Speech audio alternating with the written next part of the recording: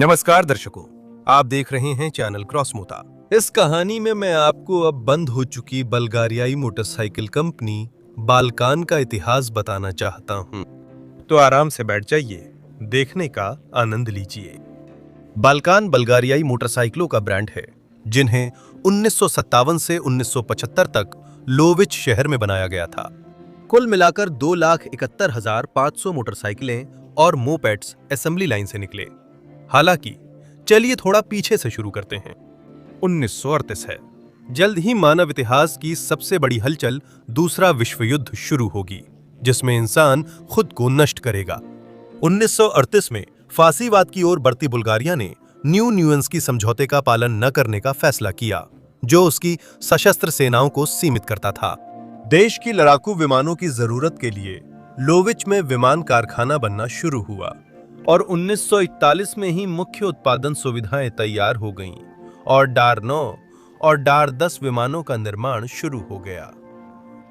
युद्ध के दौरान सितंबर 1944 में बमबारी और तोपखाने की गोलाबारी के दौरान कारखाना क्षतिग्रस्त हो गया और स्पष्ट कारणों से विमानों का उत्पादन जारी रखना असंभव था। मजदूर और इंजीनियर बेरोजगार हो गए, लेकिन सभी को खाना चाहिए। पुनर्निर्माण के बाद कारखाने ने साइकिल बनाना शुरू किया। 50 के दशक की शुरुआत में बुल्गारिया में अपने मोटर वाहनों का उत्पादन का सवाल उठा। बल्गेरियाई इंजीनियरों के पास ऐसे निर्माण का अनुभव न होने के कारण तकनीक उधार ली गई। दिमित्र दमियानोव के नेतृत्व में जर्मन मोटरसाइकिल DKW RT 250 के आधार पर बाल्कन M1 का प्रोटोटाइप बनाया गया, जिसे 1956 में प्लोवदीव में 17वीं अंतर्राष्ट्रीय प्रदर्शनी में आम जनता के सामने पेश किया गया। M1 और RT 250 के बीच स्पष्ट तकनीकी और संरचनात्मक समानता ने DKW कंपनी की नाराजगी को जन्म दिया। बुल्गारियाई डिजाइनरों को M1 की बाहरी बनावट बदलनी पड़ी। मोटरसाइकिल 1957 में सीरियल प्रोडक्शन में गई। साथ ही डिजाइनरों की टीम प्रशिक्षण के लिए जावा और सेजेट फैक्ट्रियों भेजी गईं। शायद इसी वजह से 2 साल बाद आई 250 सीसी M2 मॉडल जावा 250 मॉडल टाइप 353 से इतनी मिलती जुलती है। M2 मॉडल में आधुनिकीकरण के दौरान कई बदलाव किए गए थे। नई 250 सीसी इंजन में आधा हॉर्स पावर ज्यादा ताकत जोड़ी गई। गियर बॉक्स में चौथा गियर जोड़ा गया।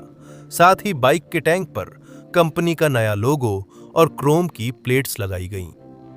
उन वर्षों की एक और मॉडल थी बाल्कन 250 C2, जो एक स्पोर्ट्स वर्जन था, जिसमें वही इंजन था जैसा M2 में था।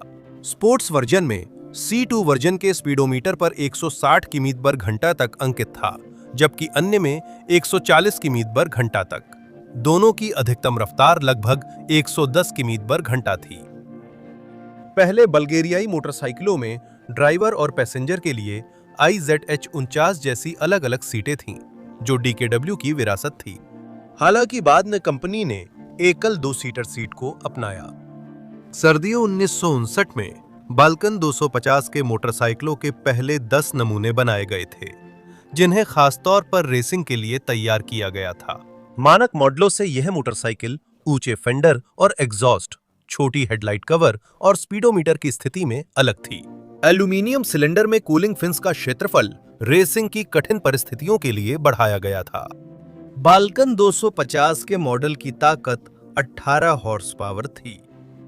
बाल्कान कंपनी ने 350 और 175 सीसी इंजन वाली मोटरसाइकिलों के प्रोटोटाइप पर भी काम किया, लेकिन इनके बारे में ज्यादा जानकारी नहीं है और ये सीरियल प्रोडक्शन में नहीं आईं। नागरिक मोटरसाइकिलें 1971 तक केवल 250 सीसी इंजन के साथ ही बनाई जाती थीं। क्लासिक मोटरसाइकिलों के अलावा कंपनी ने 1961 में विश्वव्यापी स्कूटर और मोपेड की लोकप्रियता के चलते 2 स्ट्रोक इंजन वाले मोपेड और मोकिक का उत्पादन शुरू किया। पहला मॉडल बाल्कान 50 MP था। बाल्कान ने इस मशीन की 2 सीरीज जारी की, MP1 1961-1962 और MP2, जिसे ल्यूलिन 1962-67 के नाम से भी जाना जाता है। पहली सीरीज में टेलीस्कोपिक फ्रंट फोर्क नहीं था और इसमें 2 स्पीड गियर बॉक्स लगाया गया था। 1962 से टेलीस्कोपिक फोर्क और तीसरा गियर जोड़ा गया। बाकी मामलों में ये एक जैसे ही वाहन थे, जिनमें स्टैम्प्ड फ्रेम, 48 सीसी का 2 स्ट्रोक इंजन जिसकी पावर 2.35 HP थी। हैंडल पर गियर शिफ्टिंग और पैडल से इंजन स्टार्ट करने की सुविधा थी। दूसरा मॉडल बाल्कान MK50 था। यह मोकिक 1964 से 1967 तक बनाया गया था। MP की तुलना में इस डिजाइन में कई बदलाव किए गए थे। बेहतर ट्यूबुलर फ्रेम, नया 49 सीसी इंजन MD50M बिना पैडल के और 3 स्पीड गियरबॉक्स के साथ। गियर पैरों से बदले जाते थे। 1967 में बाल्कन MK52 आया। संरचनात्मक रूप से यह वही मोकिक था, लेकिन इसमें टैंक और हेडलाइट कवर का आकार बदल दिया गया था। यह मॉडल 1971 तक बनाया गया था। बाल्कन MK52U25 एक संक्रमणकालीन मोकिक मॉडल था, जिसमें टैंक के क्रोम किए गए साइड कवर और नया इंजन MD50C था। जल्द ही 1971 में बाल्कन MK53 मॉडल आया। नई इंजन, जिसे संक्रमणकालीन मॉडल पर आजमाया गया था, 3 हॉर्स पावर देता था। इसे अपने वर्ग में फैक्ट्री की सबसे सफल और प्रतिस्पर्धी मॉडल माना जाता था। साल 1971 में बुल्गारिया में कानून में बदलाव के कारण मोपेड्स पर टर्न इंडिकेटर लगाए गए। मोपेड का उत्पादन 1975 तक जारी रहा। इसी अवधि में 1971 से 1975 तक कंपनी ने छोटा मोटरसाइकिल बाल्कान M75 भी बनाया। बाल्कान में 73 सीसी का कॉन्टैक्ट इंजन था, जो 6600 आरपीएम पर 6 हॉर्स पावर देता था और 80 किमी/घंटा की रफ्तार पकड़ सकता था।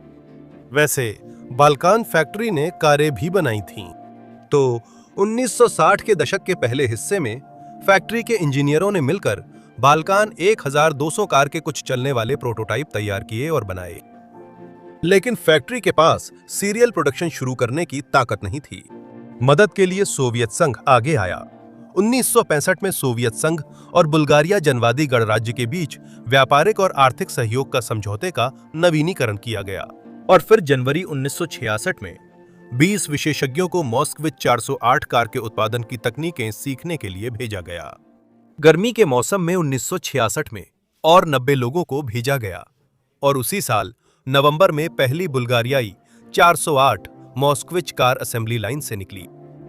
हालांकि इन कारों का अपना नाम भी था, रीला 1400, जिसे मतदान के जरिए चुना गया था।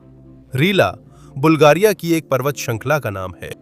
ऐसा लगता है कि 1975 में मोटरसाइकिल निर्माण को छोड़ दिया गया था ताकि ऑटोमोबाइल उत्पादन का विस्तार किया जा सके, और सच में 1990 तक बाल्कन फैक्ट्री की असेंबली लाइन से 3 लाख से ज्यादा बाल्कन मॉस्कविच कारें निकली थीं। ठीक इसी समय समाजवादी ब्लॉक और सोवियत संघ बिखरने की कगार पर थे। 1990 में जेडएल के साथ समझौता रद्द हुआ। फिर आजाद बुल्गारिया में फैक्ट्री ने उत्पादन बचाने के लिए ब्रिटिश रोवर कंपनी से समझौता कर माएस्ट्रो मॉडल की असेंबली शुरू की। लेकिन सब कुछ बहुत ही खराब चल रहा था।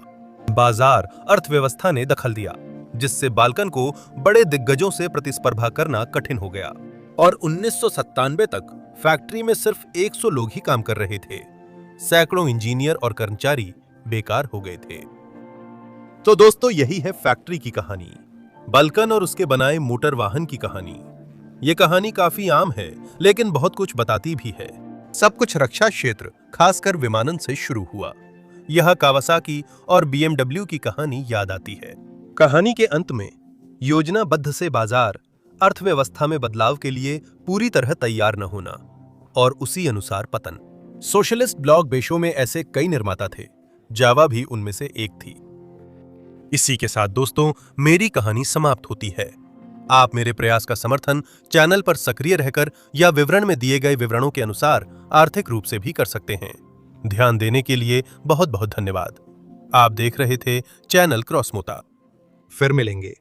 Subtitle editor character.